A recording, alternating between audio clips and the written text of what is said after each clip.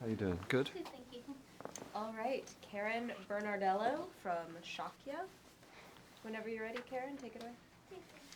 So I wanted to first ask you about becoming involved in the film. What really interested you of your character in the film overall and how you became involved? Well, I love the part.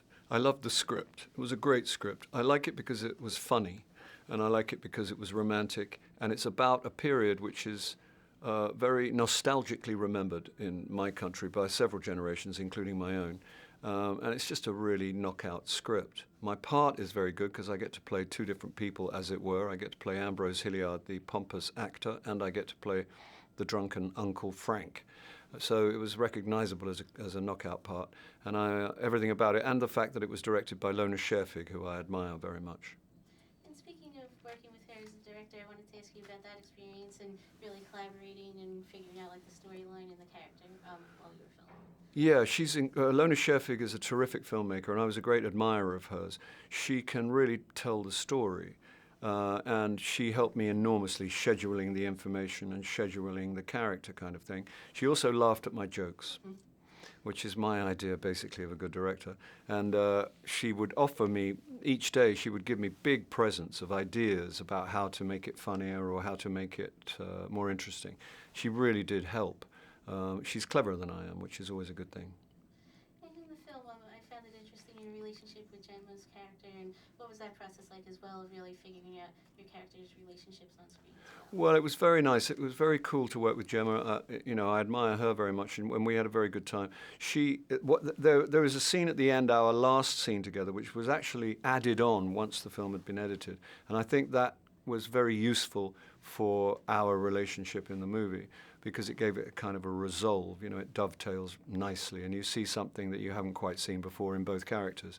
But it was, we start off at war, and we end up. Well, I won't say too much in case you see the movie, but it changes, and it's a satisfying change. And she seems to really influence your character in a positive way. So was that something that you really felt was beneficial in the story? Your character really undergoing this transformation overall as well? Yeah, because she was handed a difficult job. She had a man who was in almost perfect denial about how old he was, still thought he should be playing romantic roles. She had this drunken Uncle Frank part for him. He was not happy. He's quite sort of eminent. She's nobody, as it were, at the beginning of the film. And so she had to negotiate a pretty delicate arrangement with him. And she did it, and she does it brilliantly. And she does, in the end, he will follow her anywhere.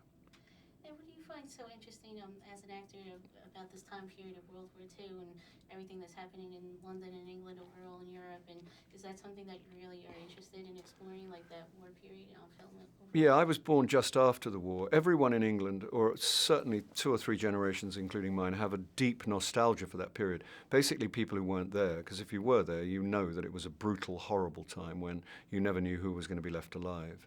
I think it's also, I admire the script and the film, and I think it's timely now because it shows how under real dangerous conditions, people can combine with courage and compassion and concentrate more on what unifies them than on that which divides them.